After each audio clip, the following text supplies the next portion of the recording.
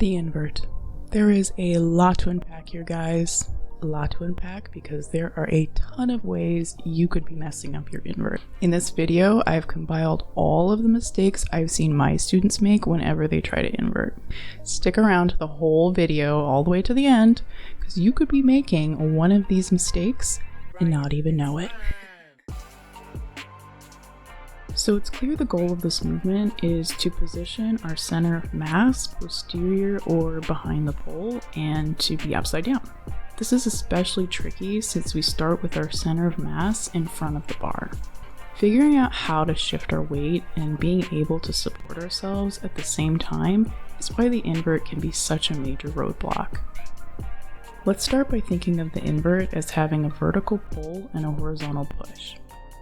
Focusing on which muscles are responsible for each directional force. When I mention vertical pull, you can think of any kind of movement that will displace your body in an upward direction. Like when we do a pull-up. The initial step to invert is to vertically support your weight while your legs are coming and remaining off the ground. Placing your body correctly against the pole before you even begin pulling up will help with this initial lift. The hold we start in is called a stronghold. If you're a beginner struggling to get your placement right, I'd suggest holding your arms straight out and grasp the pole. Walk into the pole without moving your hand. Crush the bar with your biceps/armpit region. Have the outside hand coming right over the top of the other and grab. You'll notice your hands and chin are about equal in height here. It can be pretty tempting to adjust your hands so they're higher, but that's actually going to slow you down, and we'll get to why soon. You'll also want to close any gap between your side and the pole. Puffing your chest out, leaning slightly behind the bar, and pulling your shoulders back will close that space. We want to get really close to the pole with our hips slightly in front.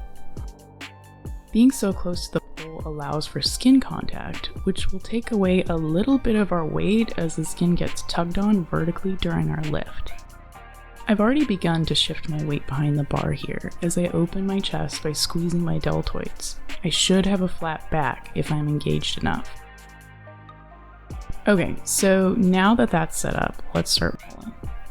The mechanics of this are similar to a narrow grip pull-up. We pull our body weight up with hands positioned closely together. This is a full upper body movement. However, the primary muscles involved include the biceps and lower lats. Using your biceps to pull up is pretty intuitive for most, but squeezing the lower lats is probably a bit more foreign. If you've got a mirror in front of you, try squeezing down on your pull and see if your shoulders shift down. If they're shifting down, those are partly your lower lats pulling on them. This is what we call a scapular depression. So, take some time to practice engaging both your biceps and lower lats as you pull up. A good way to practice this without a pull could actually be performing some assisted close grip pull-ups. To target your lats more, try wide grip pull-ups as well. Now, I will be making tutorials on how to strengthen your pulling up power, but also other tutorials focusing on all of the other parts of our bodies that are involved in the invert and how to strengthen them. These videos will include workouts that you can do at home, on your pole, or if you have access to a gym. So be sure to subscribe to get notified of those videos being released, or you can check back on this video to see if I've linked them down below. Now, because we've placed our hands at chin height, we actually don't need to lift very much.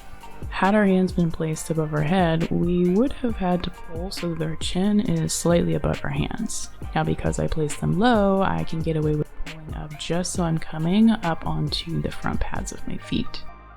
We're also constantly squeezing our deltoids while pulling up, so our back should remain flat behind the pole. Now we can think about lifting our knees to chest. It's important we get our knees as high up to our chest as possible. Remember, the more mass we shift in the direction we want to go, the easier it is for us to tip back. If you're struggling to get your knees to chest, I suggest some conditioning here. This movement is very similar to a hanging leg raise. We use our rectus abdominis, internal and external obliques, and the hip flexors. Simply trying to raise your legs up and down from your stronghold in a set and rep fashion is a great exercise. If you've got access to gym equipment, eccentric hanging leg raises or leg raises in a captain chair are also very helpful. If those are still out of reach, lying leg raises or crunching your legs into your chest while sitting down are a good option to work your way up. At this point, you should be able to see your upper back behind the pole, and your knees are tucked all the way in to your chest. Now we can think about tipping back. This is where we start to use horizontal forces to tip us backwards. To start the tip, look back and eccentrically push through your triceps in an elbow extension, all the while your legs are still being crunched in towards your chest. You'll notice here we start shifting our center of mass behind the pole. This tipping back motion can be combined with a little bit of momentum. If I throw my head back, tuck in my legs, and push away with my triceps all at once, this creates a bit of momentum that will give us just enough boost to shift our weight behind the pole. The step requires the most strength, but once past this hurdle, it'll get easier. Now to be clear, we're not letting gravity cause this elbow extension, nor are we extending our arms entirely. As the triceps push you back, your biceps and back muscles are still trying to pull you up. It's a controlled push, combined with a constant scapular retraction and shoulder extension. Scapular retraction is accomplished with the trapezius, rhomboids, deltoids, and lats, which all work together to pull our shoulder blades together, while a shoulder extension drives our elbow back with the deltoids and lats. The constant scapular retraction and shoulder extension is what's keeping your back flat instead of hunched. As we approach a more horizontal posture to the floor, more weight is placed on the back. It's common for people to forget their scapular retraction and shoulder extension and rely solely on the biceps to stay up. If you're noticing a lot of curving in your back when tipping, you are guilty of this, but don't beat yourself up. You may not have a strong enough back to hold your weight yet. To strengthen your scapular retraction, try wide grip rows using an upward posture to target the traps and rear deltoids, or inverted pull-ups. Working on your shoulder extension can be accomplished using dumbbells or cable rows. You can also set up resistance bands around the pole to mimic these workouts. I really wouldn't skimp on strengthening this area, so make sure you've got some way of working on it.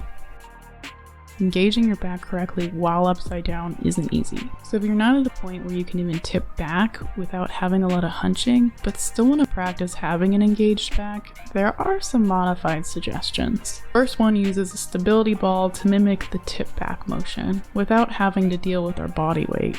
Set up in a stronghold while placing your mid-low back on a stability ball. Crunch in your knees and use your triceps to push away. Practice squeezing your shoulder blades together and sending your elbows back. Another version of this is jumping into your invert. Using a bit of momentum by stepping into the pole, gently kick your outside leg in front, aiming for it to hook on the face of the pole. Try avoid watching to see if your leg catches, and keep your spine straight and back engaged the whole time. Try to look at the wall behind you. Once you've successfully planted your leg, check your form in a mirror. Practice your scapular retraction and shoulder extension. Try disengaging and engaging your back so you know how to correct it. A quick word of advice on dismounting from a tip bag or an invert you jumped into. Make sure your back is engaged 100% of the time when you dismount. It's not a matter of if, but when you will end your back if it's not. Proper invert dismount has one leg at a time softly landing on the ground with a flat back. I mentioned a little earlier that you should simultaneously be pulling your legs in towards yourself as you rock back. This crunch-in motion is often intuitively paired with our body wanting to crunch in our upper body as well, creating that rounded upper back that we are trying so desperately to avoid. You've got to take some time to train your body to do the opposite. What we're going for is a posterior tilt of the lower body going in towards the chest, while having an anterior tilt in the upper back, with shoulder blades pointed towards the ground below us. This is why looking back is so important. Tipping your head back in the direction you desire to go is an extremely powerful way of contradicting this unwanted hunching. Your head will naturally cause the elongation of the spine. Once you feel confident, properly engaging your back while extending through the elbow and crunching in your legs, you can try tipping back further and further. Try rocking in and out of your tip back, making sure you can hold a neutral spine. If this feels good, all that's left to do is to extend your legs out in an external rotation. You'll need your hips to stack up high to get a nice straddled invert. Again, if your back is hunched, your hips will be lower, making your invert hard to hold, and probably not the best looking. Later on, you'll also want to be able to do leg hooks from an invert. If your hips are too low, you'll need to hop your leg into a knee hook, which also doesn't look that great. Something that people don't mention on the invert is also flexibility. Holding a straddle above and close to your upper body does require a lot of hip hinging. Now, because we are crunching in our legs to begin with, our hips are in a posterior tilt. However, as we get our hips stacked high up, we can start to shift our hips to an anterior tilt as we extend through the legs. This will allow our hips to open up and bring our legs closer into our upper body. However, we can't just expect our legs to open up on their own. We have to be actively squeezing our quads and opening up our straddle with the glutes. This is a lot like a pancake stretch. You may or may not have a good range in your pancake. To check this, sit on the floor in a straddle about arm's length wide and lean as far forward as you can with a flat back. If you're noticing curving in the spine, this is a sign you've got a limit in your range of motion. Now, you don't have to have a deep pancake to invert, but strengthening it can definitely help beautify this movement. Okay, so that was a lot. A lot for a movement that takes about 1.5 seconds, but the invert is a paramount movement and it opens up so many doors for you later on in your pole journey.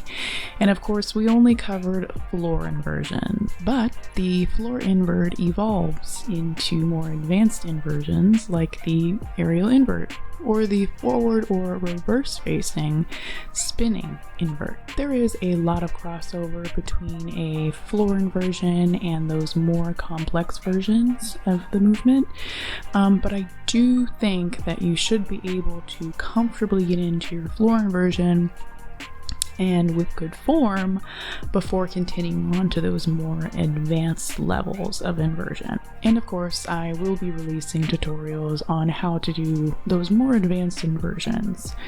So make sure to subscribe again to get that notification. Anyways, guys, that's it for this video. Again, hope you enjoyed.